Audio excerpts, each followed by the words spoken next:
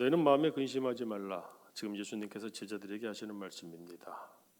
왜 제자들에게 이런 말씀을 하실까? 이유는 간단합니다. 제자들이 지금 크게 근심하는 가운데 있기 때문에 그렇습니다.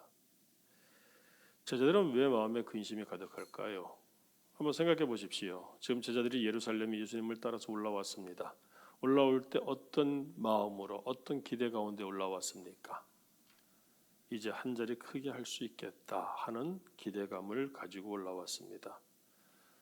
우리는 살아가면서 소위 그와 같은 것들을 꿈이라고 말하죠. 비전이라고 말합니다. 그런데 그것이 지금 무참하게 꺾이고 무너질 위기 가운데 놓였음을 감지하고 있습니다. 예수님께서 자꾸 말씀하십니다. 이상한 말씀을 하십니다. 자신들의 기대와는 다른 말씀을 하십니다. 성공하고 싶었는데 예수님은 죽으실 거라고 말씀하십니다. 이름을 내고 높은 자리에 앉아서 예수님 좌우편에 앉고 싶었는데, 그래서 떵떵거리고 싶었는데, 그래서 부자로 살고 싶고 이름도 내고 싶고 권세도 가지고 싶고 명예도 얻고 싶었는데 예수님 지금 떠나가시겠다고 말씀을 하고 계십니다. 이미 예루살렘에 오기 직전에 그 베다니 마을에서부터 그런 조짐은 보였죠. 나사로가 살아난 것을 감사하며 잔치를 베풀었습니다. 그때 나사로의 누이가 마리아가 비싼 향유 옥합 한 병을 깨어서 예수님의 발을 자신의 머리카락으로 닦았습니다. 그때 가룟 유다가 한마디 했죠. 그때 예수님이 뭐라고 말씀하십니까? 내버려 두어라. 저는 나의 장례를 지금 준비하는 것이다 라고 얘기했습니다. 장례는 죽는다는 얘기입니다. 예수님이 죽으실 거라는 얘기를 벌써 말씀하셨어요. 예루살렘으로 올라오면서 제자들은 정신없이 누가 높은 자리에 앉을 것인가 이 공과를 서로 따지면서 내가 높다, 네가 높다 이런 얘기들로 다투었습니다. 예수님께서 말씀하셨죠. 천국에서는 높은 자가 되려면 낮은 자가 되어야 한다. 그리고 심지어 예루살렘에 올라오셔서는 발까지 씻겨주셨습니다. 자, 그러시면서 또 그런 말씀을 하셨습니다. 너희 중에 누가 나를 팔 것이다. 이게 무슨 말씀입니까? 제자들은 마음이 어땠을까요? 그리고 실제로 예수님께서는 딱 한 조각을 찍어서 가룟 유다에게 주셨습니다. 여러분, 저녁 식사인데 그들은 마지막 저녁 식사인지 모르고 지금 저녁을 식사를 같이 나누고 있었죠. 먹고 마시는데 자, 밥상 앞에서 그런 소리가 나오면 그 분위기가 어땠을까요? 최후의 만찬이니까 거룩했겠습니까? 그냥 마지막 식사였다는 겁니다. 마지막 저녁 식사였어요. 밥상머리에서는 이왕이면 좋은 얘기합니다. 말 많이 하지 않는 게 좋지요? 그런데 예수님께서는 지금 심각한 말씀을 주셨습니다. 그리고 또 말씀하셨죠. 너희가 모두 나를 버릴 것이다. 이런 말들을 들을 때 그 마음이 어떠할까요? 그러니까 오죽하면 베드로는 뭐라고 말했습니까? 주여, 저는 어디까지 죽을 자리까지도 주님과 함께 따르겠습니다. 이렇게 공언을 했습니다. 그런데 예수님께서는 그 공언이 허언이 될 것이다. 너 오늘 밤에 닭 울기 전에 3번 나를 부인할 것이야. 자, 오늘 밤에 무슨 일이 있겠다는 얘기입니까?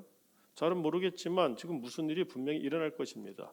예수님은 그리고 오늘 본문 말씀에서 떠나시겠다고 말씀을 하시고 계십니다. 제자들의 마음이 어떠할까요? 지금 3년 동안 예수님을 쫓아다니면서 기대했던 것이 있습니다. 열심히 따르면서 마음속에 품었던 꿈이라고 하는 것이 있습니다. 그런데 그것이 무너질 위기에 놓여져 있어요. 예수님이 돌아가신다니, 죽으신다니 도대체 왜? 또 예수님이 떠나가시겠다니 아니 도대체 왜? 그럼 우리는 어떻게 되지? 우리만 남게 되면 어떻게 될까? 우리가 정말 무서운 것은 뭡니까? 내가 혼자 남는다는 것이죠. 특별히 어렵고 문제가 많은 가운데 내가 혼자 남을 때 돌아보니 나밖에 없다. 아, 그거 정말 두렵습니다. 무섭습니다. 그럼 생각이 많아지고 근심하게 되죠. 지금 제자들이 바로 그와 같은 가운데 놓여 있다는 겁니다. 특별히 어떻습니까? 지금 사람들이 예수님을 죽이고자 하는 것은 제자들도 다 알아요. 그러면 당연히 예수님을 죽이고자 하니 그를 따르는 제자들의 향해서도 지금 불을 켜고 있습니다. 어떻게 하든지 잡아먹으려고 지금 눈을 시퍼렇게 뜨고 주시하고 있어요. 그나마 예수님이 계시니까 지금 버티고 있는 겁니다. 사람들이 예수님을 신임하고 예수님을 따르고 있죠. 그래서 감히 어떻게 할지 못한다고 성경이 계속 증거를 해왔습니다. 근데 그 예수님이 사라지신다, 어딜 가신다, 없어지신다, 떠나신다, 심지어 죽으신다. 그러면은 이 제자들의 삶이 어떻게 될까요? 혹여나 예수님이 잘못되기라도 한다면 이 제자들은 정말 곤란한 가운데 놓이게 될 것입니다. 그러니까 근심하지 않을 수가 없죠. 너희는 마음에 근심하지 말라. 하나님을 믿으니 또 나를 믿으라. 이런 배경 가운데서 예수님이 제자들에게 주시는 말씀입니다. 크게 근심하시는 분들 계시는가요? 그렇다면 이 말씀 같이 들으시기 바라요. 주님의 사람인데, 하나님의 사람인데 근심하고 있습니까? 제자들과 같이 근심이 있습니까? 2000년의 시대 간극을 뛰어넘었지만 내 마음에 근심이 있습니까? 근심이 있기 때문에 예수님이 그 근심을 가라앉혀 주시고자 말씀하시는 겁니다. 너희는 마음에 근심하지 말라. 왜? 하나님을 믿으니 하나님을 믿고 또 나를 믿으라. 이 말씀을 하세요. 여러분, 하나님을 믿으니 또 나를 믿으라. 뭘 믿으라는 얘기입니까? 2절 밑에서 우리가 한번 볼게요. 2절에서 이렇게 말씀하십니다. 내 아버지 집에 거할 것이 많도다. 무엇에 대해서 이야기합니까? 집에 대해서 이야기하잖아요. 여러분들에게 있어서 집은 무엇입니까? 물론 집이 지옥인 사람들도 있습니다. 안타깝죠. 정말 비극입니다. 그런데 일반적으로 집은 쉬는 곳입니다. 밖에서, 일터에서, 학교에서 정말 이리 치고 저리 치면서 공부하고 힘들게 하루 종일 살다가 가서 발을 뻗는 곳이 바로 집입니다. 전혀 다른 얘기지만 우리 믿음의 가정들은 꼭 그런 집이 될 수 있기를 바랍니다. 예수 믿으면서 집이 지옥인 사람들이 많아요. 그 뭐 왜 그런지에 대해서까지 설명하지 않겠습니다. 예나 지금이나 부지기수로 있고 수없이 보고 듣습니다. 예수 믿는 사람이 집이 지옥이면 안 됩니다. 부부간에부터 똑바로 하시고 자녀들 교육 잘 시키시고 우리 집이 괜찮은 집인가 알아보는 방법 하나 알려드릴까요? 애들이 자꾸 밖으로 돌죠? 문제 있는 겁니다. 애들한테 문제가 있는 게 아니라 부모에게 문제가 있는 겁니다. 집이 좋으면 쉴 수 있으면 안 나갑니다. 나가라 그래도 기어 들어오고 안 나가요. 공감하시죠? 저는 공감합니다. 집은 쉬는 곳입니다. 너무너무 부르튼 그 힘들어서 부르튼 그 발을 닦고 발 쭉 뻗고 누울 수 있는 곳, 안식 있는 곳이 바로 집입니다. 주님이 뭐라고 말씀하십니까? 하나님을 믿으니 또 나를 믿으라 말씀하셨는데 곧바로 내 아버지 집에 거할 것이 많도다. 집에 대해서 이야기를 하고 있어요. 더구나 그 집이 어떤 집입니까? 어떤 집이에요? 아버지 집이라고 하지 않습니까? 내 아버지 집. 여러분, 아버지 집의 의미가 뭡니까? 저는 오늘 본문 말씀 읽다가 우리 아버님이 생각이 났어요. 저희 아버님이 아주 오래전에 이런 말씀을 하셨어요. 저에게는 할아버지죠. 저희 아버지 말씀이 아버지가 돌아가시고 나니까 이제는 고향집에 갈 마음이 별로 없다. 왜요? 아버지가 계실 때는 그래도 든든했었는데 이제 아버지가 안 계시니까 안 계신다고 생각을 하니까 고향도 고향이라는 생각이 별로 안 드는구나 이렇게 말씀을 하셨습니다. 어떻습니까? 아버지는 어떤 존재인가요? 물론 우리가 머리가 굵어지고 어른이 되면은 아버지가 점점 작아지고 참 외수유지셔서 마음이 안타깝지만 그래도 마음속의 아버지는 태산이 아닙니까? 태산입니다. 무너져도 태산입니다. 무너져 내려도 하늘입니다. 그 아버지의 집, 우리가 왜 명절에 그 고향에 그렇게 길을 쓰고 가려고 합니까? 가봐야 별것 없고 가봐야 요즘 농촌 뭐 도시보다 불편하고 여러 가지로 그런데 가면서 오면서 얼마나 막히나요? 그런데도 불구하고 가는 이유는 무엇입니까? 아버지 집이기 때문에 그렇죠. 이것도 공감하시죠?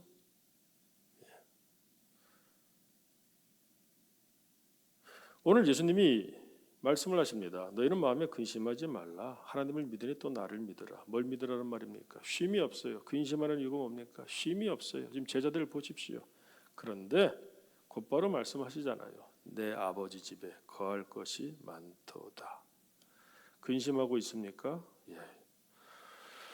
밖에서는 근심해야죠. 일이 생겼는데 어떻게 근심 안 합니까? 그러나 쉬는 곳도 있어야죠. 우리에게도 해당되는 말씀입니다. 이 아버지 집 우리에게도 있다고 오늘 본문을 통해서 말씀해 두십니다. 그런데 재미있는 것이 뭐냐? 2절과 3절 계속하여 보면은 주님이 죽으시는 이유가 무엇이냐, 주님이 가시는 이유가 무엇이냐가 설명이 됩니다. 내 아버지 집에 거할 곳이 많도다. 자, 그 밑에 보세요. 내가 너희를 위하여 거처를 예비하러 가노니, 가서 너희를 위하여 거처를 예비하면 내가 다시 와서, 재림하신다는 말씀이죠. 다시 와서 너희를 내게로 영접하여 나 있는 곳에 너희도 있게 하리라. 이 말씀을 주고 계세요. 예수님이 우리를 떠나신 이유가 무엇입니까? 이 땅에 쉴 곳이 없습니다. 예루살렘에 올라와 봤더니 더합니다. 그래서 우리의 삶이 너무너무 힘들고 그러다 보니까 생각들도 많아요. 근심 걱정도 많습니다. 물론 제자들의 그것과는 다른 것이죠. 제자들은 또 다른 관점에서, 다른 입장에서 그러고 있습니다만 삶이 그와 같지 않습니까? 그런데 내 아버지 집에 거할 곳이 많다는 겁니다. 그래서 나를 위해서 주님이 먼저 가셔서 준비하신다는 거예요. 우리로 말하면 집을 잘 소재도 하시고 방 청소하시고. 자, 군에 갔던 아이가 제대를 합니다. 어떡합니까? 부모는. 유학 갔던 아이가 집에 돌아옵니다. 어떡합니까? 일 때문에 멀리 출탔던 자녀가 오랜만에 집에 들어옵니다. 어떡합니까? 명절이 되어서 자식들이 찾아온다고 합니다. 잠깐이라도 찾아오면 어떡합니까? 집 청소를 싹 하고 소재를 하고 준비를 하죠. 예수님이 그래서 죽으신다는 거예요. 죽으심은 가신다는 겁니다. 떠나시겠다. 어디로? 아버지 집으로. 왜? 나를 위하여. 지금 쉬지 못하고 근심 가득한 나를 위하여, 우리를 위하여. 우리가 왜 근심 가득합니까? 제자들이 근심 가득한 이유는 다 사실은 쓸데없는 것 때문에 근심 가득한 겁니다. 그거 생각 안 해도 살아가는데 아무 문제 없는데 우리는 항상 그런 것들에 붙잡혀 있다 보니까 생각이 많아요. 지금도 돈 때문에 생각 많으시죠? 사람 때문에 생각이 많으시죠? 뭐 나름대로 계획 때문에 생각이 많고 근심이 많으시죠? 뭐 별것도 아닌 것 때문에 마음에 염려가 되고 다투고 그러면서 막 벌벌벌벌 떨고 있죠? 그런 것들 아버지 집에 가서, 집에 가면 뭐합니까? 어떡합니까? 그러니 너희는 마음에 근심하지 말라, 이렇게 말씀하시는 거예요. 여러분, 집 없는 자의 서러움 아십니까? 저는 아주 어렸을 때지만 너무나 기억을 해요. 뭐 별로 부잣집도 아니에요. 지금 생각해보면 상도동인데 여기 가깝죠. 제가 또 가끔 가다가 뭐 신방 가든가 아니면 지나가다가 보면 그 앞에 몇 번 가본 적이 있어요. 7살 때, 6살 때인데 그때인데도 기억이 납니다. 항상 거기서 뭐 계속 옮겨 다녔어요. 아버님은 군목이라서 전방에서 근무하시고 군인으로. 그럼 할머니, 외할머니와 어머니와 저와 제 동생. 그런데 이렇게 집이 있으면 그 집에 방 하나 있고 부엌이 있는데 따로 들어가야 돼요. 그리고 들어가면 이쪽 방이 있고 그다음 쭉 가면 마루고, 지금 생각하면 큰 집도 아닌데, 근데 마음의 경계선이 있습니다. 그거 넘어가면 안 돼요. 어머니도 거기 가지 말라고 하셨어요. 그래서 여기서는 참 행복해요. 어머니랑 같이 있으니까. 그런데 그쪽에 가지 못해서 미지의 세계입니다. 거기서는 주인 아들이 뭐 장난감도 가지고 놀고 하는데 저는 장난감도 없습니다. 한번 가보고 싶은데 거기 텔레비전도 있었던 것 같아요. 근데 텔레비전도 우리는 없죠. 뭐 그 당시에는 대부분 없었지 않습니까? 근데 그 마음속에 그런 서름들이 있어요. 집 없는 자의 서름, 아이의 서름이 있으니 어른들은 어떻겠습니까? 그죠? 연탄불이라도 꺼지면 그거 어떻게 하죠? 뭐 이런 것들 생각해 보십시오.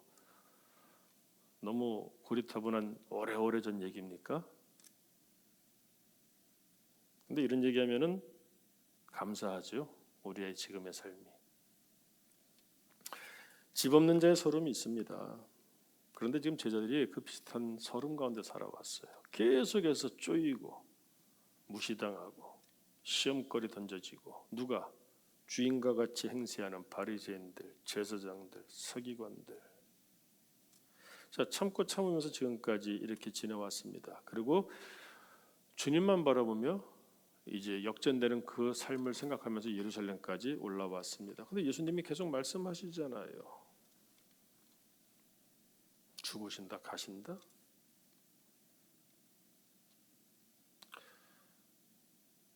우리가 앞서 이야기를 한 것, 우리는 어떻게 설명이 되었습니까? 이해가 되었습니까? 그런데 보세요, 이게 어려운 얘기예요. 5절을 보니까 도마가 말합니다. 주여, 주께서 어디로 가시는지 우리가 알지 못하거늘 그 길을 어찌 알겠사옵나이까.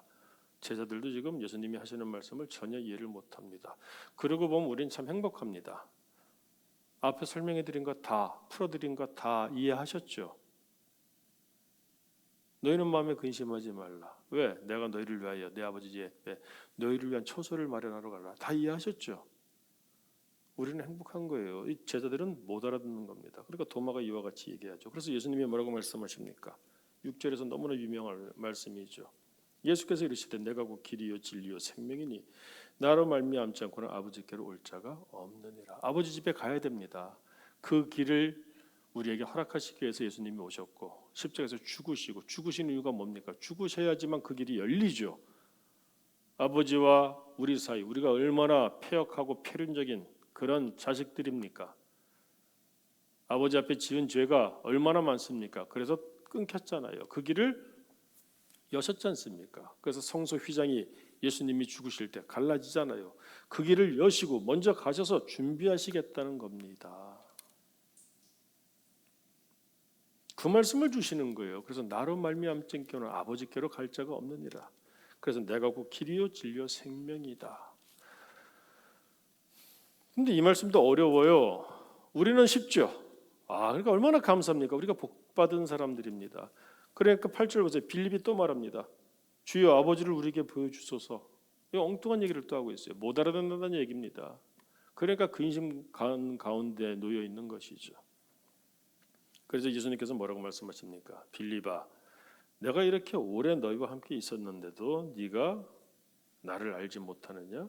나를 본 자는 아버지를 보았거늘 어찌하여 아버지를 보이라고 하느냐? 이런 얘기를 합니다.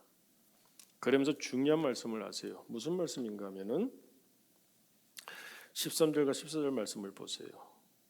너희가 내 이름으로 무엇을 구하든지 내가 행하리니. 너희는 내가 죽는다고 걱정하지. 그런 얘기를 하니까 걱정하지. 너희 혼자 남을까 봐 걱정하지.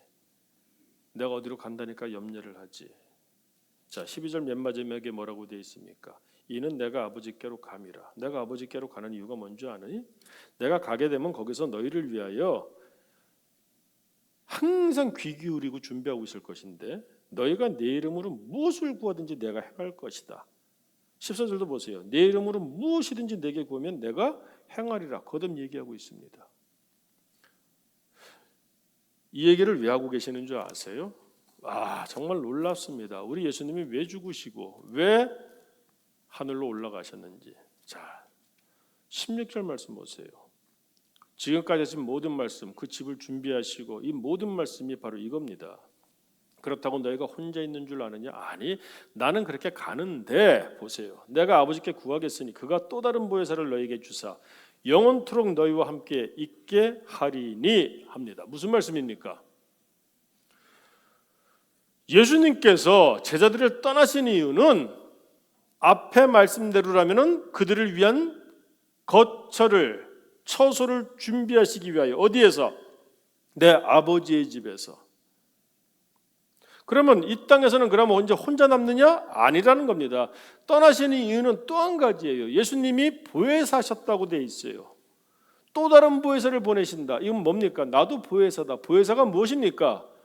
우리의 은혜를 지켜주시는 분이에요. 하나님이 우리를 구해주시겠다, 우리를 구원하시겠다, 우리에게 쉼을 주시겠다, 아버지의 집을 주시겠다, 이 모든 것들, 그 약속을 우리가 이어받도록 우리를 지켜주신다 하는 얘기입니다. 그분이 바로 보혜사예요. 은혜를 지켜주시는 분. 그래서 예수님께서는 그 은혜를 우리가 힘입게 하시기 위하여 십자가를 지시기 위하여 이 땅에 오셨습니다. 그런데 한 가지 결정적인 문제가 있죠. 뭡니까? 우리를 위하여 오셨으니까, 내 죄값을 대속하시기 위해서 오셨으니까 나처럼 사람으로 오셨어야 되는 겁니다. 그러다 보니까 어떻습니까? 시공간을 초월할 수가 없어요. 뭐 예수님이라고 해서 축지법을 쓰거나 이런 게 아니지 않습니까? 이제는 그 은혜를, 그 길, 아버지의 집으로 가는 길을 확 뚫어야 됩니다. 그런데 우리가 아둔해서 그 길을 찾지를 못해요. 그러니까 어떡합니까? 가이드가 필요하죠. 예수님이 우리를 친히 인도하셔야 돼요. 주님이 뚫어놓으신 길이니까 아무리 넓게 뚫어서도 찾질 못해요. 그러니까 주님이 인도하셔야 되는데 주님은 한 사람밖에 인도할 수가 없어요. 기껏해야 우리 정도밖에. 관광 가이드가 어떡합니까? 깃발 들잖아요. 그 몇 명 되지도 않는데 잃어버릴까 봐. 그거 보고 쫓아갈 수 있는 사람이 얼마나 되겠어요. 그런데 그 많은 하나님의 자녀들이 어떻게 쫓아갑니까? 그러니 또 다른 보혜사를 보내시기 위해서 올라가신 겁니다. 누굽니까? 이번에는 성령 하나님입니다. 그래서 그분이 한 사람 한 사람 한 사람 지금 내 옆에, 그래서 이 요한은 그것을 우리에게 설명하기 위하여 파라클레토스라고 얘기하는 거예요. 그걸 보혜사라고 표현을 하고 있습니다. 무슨 말입니까? 우리 교우들은 파라클레토스 아시죠? 파라 옆에, 클레토스 부름을 받으신 분, 나를 도와주시기 위해서 내 옆에 서 계시는 분, 이런 뜻입니다. 그러니까 예수님께서, 이거 표현이 좀 그런가요? 근데 이해를 돕기 위해서 손오공이 어떻습니까? 털 탁 뽑아서 후 하니까 쫙 변신의 귀재 뭐 이런 거 있지 않습니까? 분신술. 예수님이 한 분이신데 육체를 입고 오셨으니 어찌 우리까지, 저 팔레스타인 지방에서 어찌 이 코리아까지 오시겠습니까? 그래서 또 다른 보혜사 역할은 같아요. 그런데 우리 한 사람 예외 없이 모두에게 주님이 온전히 100% 임재하셔서 함께 그 길을 보여주시고 인도하시기 위하여 또 다른 보혜사를 보내신다는 거예요. 그분이 누굽니까? 성령님. 그래서 내가 떠나는 것이니 너희는 마음에 근심하지 마라. 너희가 혼자 있는 것이 아니다. 네가 혼자 있다고 생각하니까 외롭고, 혼자 있다고 생각하니까 두렵고, 혼자 있다고 생각하니까 마음에 근심이 있는 것인데 그것이 아니다. 믿음을 가지고 한번 지켜보아라. 내가 죽음으로 말미암아 그 길을 뚫을 것이고, 내가 너만 데리고 간다면 괜찮은데 너 아니라 쟤도 데려가야 되고 또 저 미국에도 있고 뭐 얘네들 내가 어떻게 하지?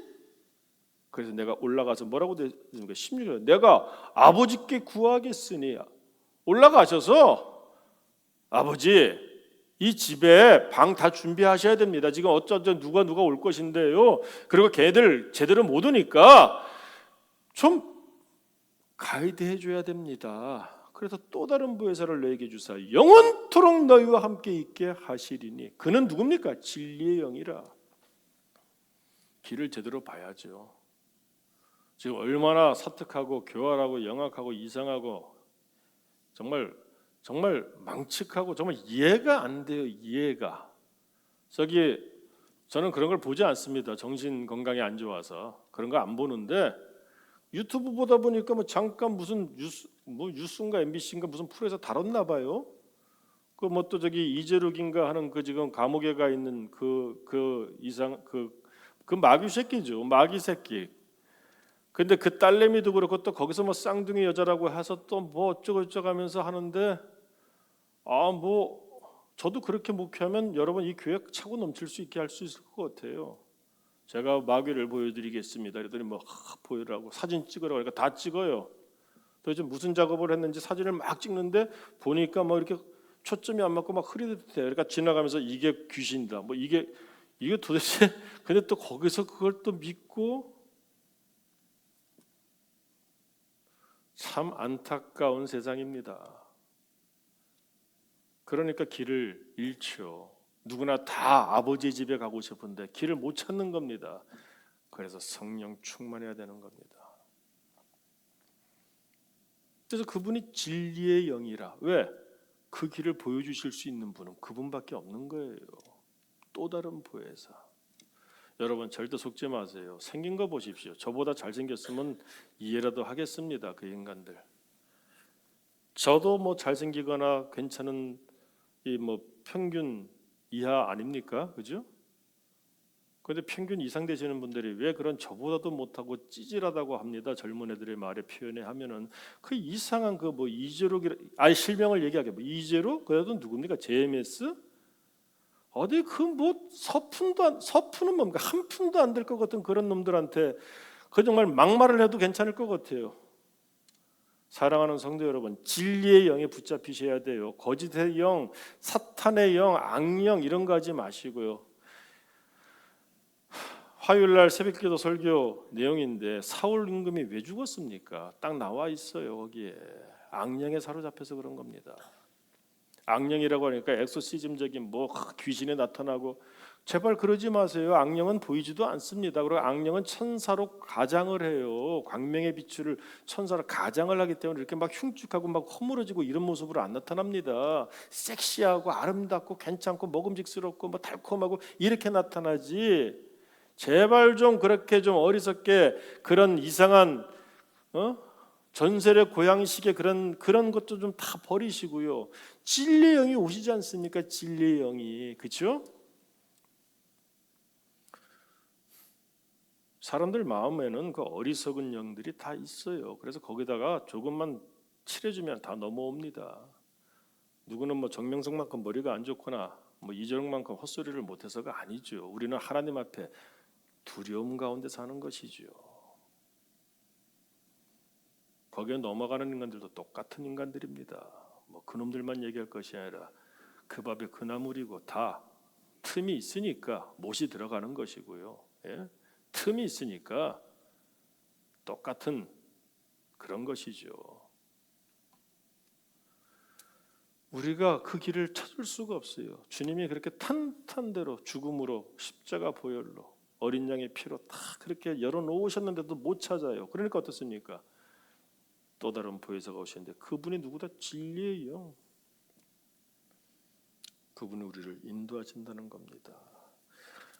18절 말씀 보세요. 그러니까 예수님께서 뭐라고 말씀하세요? 내가 너희를 떠나니까 내가 고아와 같지? 그래서 두렵지? 근심이 많지? 봐라. 내가 이렇게까지 하니 내가 너희를 고아와 같이 버려두지 아니하고 너희에게로 내가 오리라. 오늘 본문 말씀을 통해서 우리가 알 것은 무엇입니까? 우리는 혼자가 아니다. 내 삶이 무너집니까? 무너졌습니까? 내 몸이 무너졌습니까? 내 물질이 무너졌습니까? 내 관계가 무너졌습니까? 내가 정말로 하나님의 사람답게 살고 있다면 나는 결코 혼자가 아니다. 그래서 성령께서 오셔서 우리에게 무엇을 주십니까? 쭉 넘어가 보세요. 26절 보세요. 보혜사 곧 아버지께서 내 이름으로 보내실 성령. 왜 내 이름으로 보낸다고 합니까? 진리의 영이시니까 그분이 예수님께서 내가 열어놓은 그 길을 가이드해 주시니까 안내해 주실 것이니까 내가 보내달라고 간청하지 않았느냐. 내 이름으로 보내실 성령 그가 너희에게 모든 것을 가르치고 내가 너희에게 말한 모든 것을 생각나게 하리라. 그러니까 어떻습니까? 27절 평안을 너희에게 끼치노니 곧 나의 평안을 너희에게 주노라. 내가 너희에게 주는 것은 세상이 주는 것과 같지 아니하니라. 너는 마음에 근심하지도 말고 두려워하지도 말라. 사랑하는 성도 여러분, 이제 공은 나한테 온 겁니다.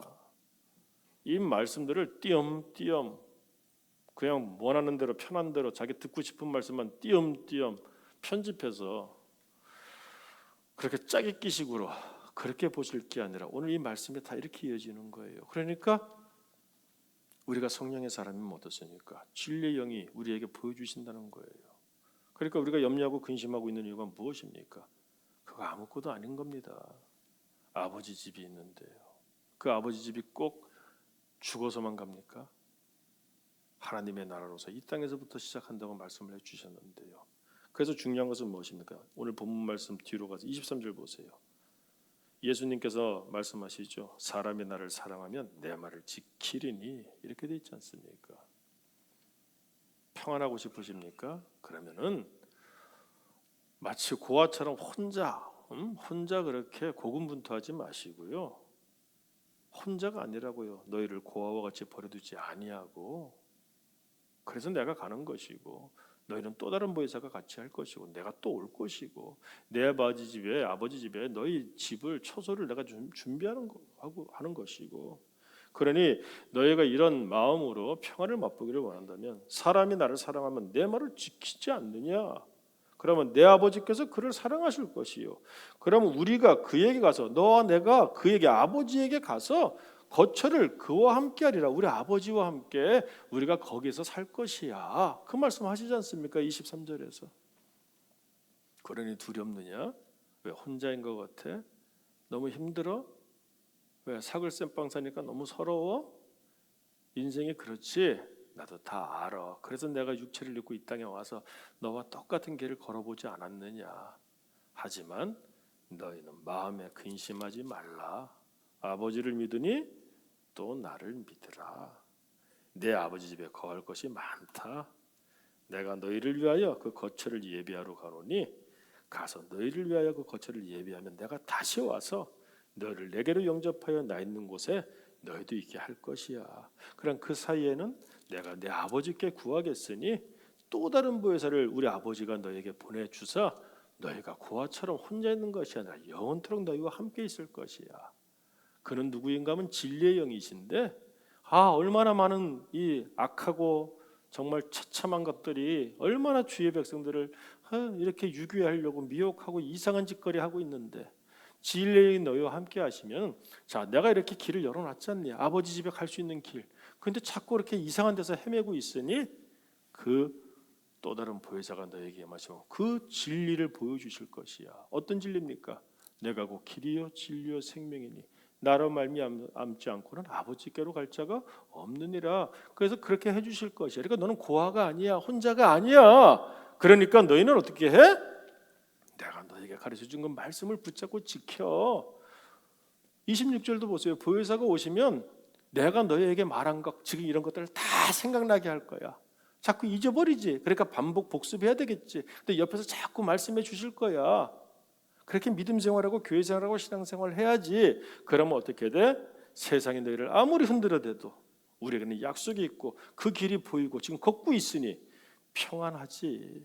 평안을 너희에게 끼치노니 곧 나의 평안을 너희에게 주노라. 내가 너희에게 주는 것은 세상이 주는 것과 같지 아니하니라. 그러므로 너희는 말씀 그대로예요. 마음에 근심하지도 말고 두려워하지도 말라. 사랑하는 성도 여러분, 우리는 고아가 아닙니다. 우리는 혼자가 아닙니다. 우리에게는 또 다른 보혜사 성령님께서 지금 함께하고 계십니다. 그러므로 너희는 마음에 근심하지 말라. 아버지를 믿으니 또 나를 믿으라. 우리 같이 한번 통성으로 기도하겠습니다. 특별히 마음에 염려 근심이 있습니까? 또 다른 보혜사 성령님께서 오셨습니다. 나와 함께 하십니다. 힘을 내고 우리가 주의 말씀으로 살아가면은 세상이 아무리 흔들어대도 제자들과 같이 불안하고 두려워도 우리 가운데 아버지가 주시는 평안이 충만할 줄로 믿습니다. 같이 한번 기도하겠습니다. 주여, 내가 아버지께 구하겠으니 그가 또 다른 보혜사를 내게 주사 영원토록 너희와 함께 있게 하리니 그는 진리의 영이라. 내가 너희를 고아와 같이 버려두지 아니하고 너희에게로 오리라. 평안을 너희에게 끼치노니 곧 나의 평안을 너희에게 주니라. 그러니 너희는 마음에 근심하지도 말고 두려워하지도 말라. 이 시간 마음이 아파서 특별히 근심 가득하여 불안한 가운데 그러나 아버지를 찾아 나온 주의 권속들이 있습니까? 이 말씀 꼭 마음에 새기게 하여 주옵소서. 우리는 혼자가 아닙니다. 나는 혼자가 아닙니다. 그러니 마음에 근심하지 말라. 하나님을 믿으니 또 나를 믿으라. 이 말씀이 무엇인지 나를 위하여 길을 여시고 처소까지 예비하러 먼저 가시고 그 틈을 혹시 마귀가 노릴까 또 다른 보혜사를 아버지께 강구하여 보내게 하시고 그리하여 내가 홀로 있게 아니하시는 우리 주님, 이 말씀을 받았사오니 우리도 믿음으로 평안을 누리게 하시고 마음에 근심도 없고 두려움도 없는 천국을 시작하게 하여 주옵소서. 성령이 오셨습니다.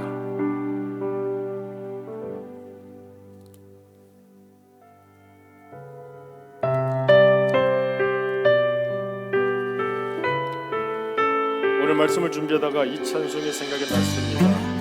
저는 잘 모르겠어요. 그런데 이 찬송이 생각이 났습니다. 그러니까 같이 찬송 한번 불러보죠.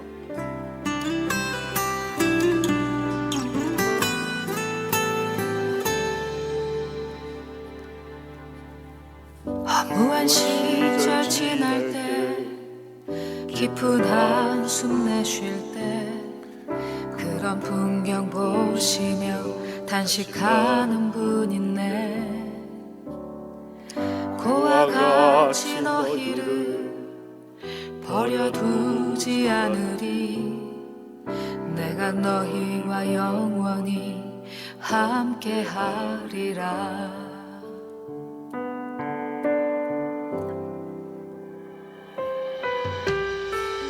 억눌린 자 갇힌 자 자유함이 없는 자 피난처가 되시는 성령님 계시네.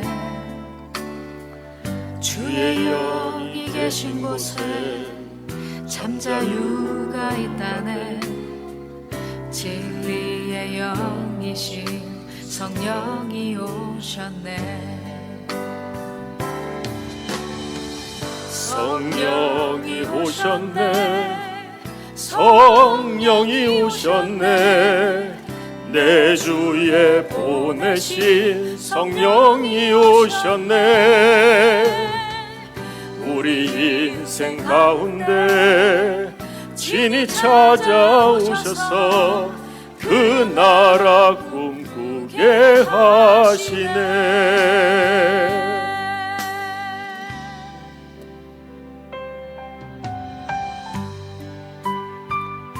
너희는 마음에 근심하지 말라. 하나님을 믿으니 또 나를 믿으라. 내 아버지 집에 거할 곳이 많도다. 그렇지 않으면 너희에게 이르렀으리라.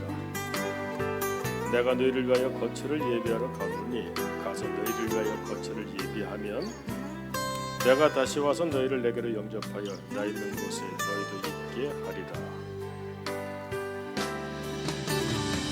성령이 오셨네. 성령이 오셨네. 내 주에 보내신 성령이 오셨네. 우리 인생 가운데 친히 찾아오셔서 그 나라 꿈꾸게 하시네. 다 같이 찬송하죠. 성령이 오셨네. 성령이 오셨네. 성령이 오셨네. 내 주에 보내신 성령이 오셨네. 우리 인생 가운데 친히 찾아오셔서 그 나라 꿈꾸게 하시네. 성령이 오셨네. 성령이 오셨네. 내가 아버지께 구하겠으니 그가 또 다른 부혜사를 너에게 주사 영원토록 너희와 함께 있게 하리니 그는 진리의 영이라. 세상은 능히 그를 받지 못하나니 이는 그를 보지도 못하고 알지도 못함이라. 그러나 너희는 그를 아나니 그는 너희와 함께 거하시며 또 너희 속에 계시겠습니다.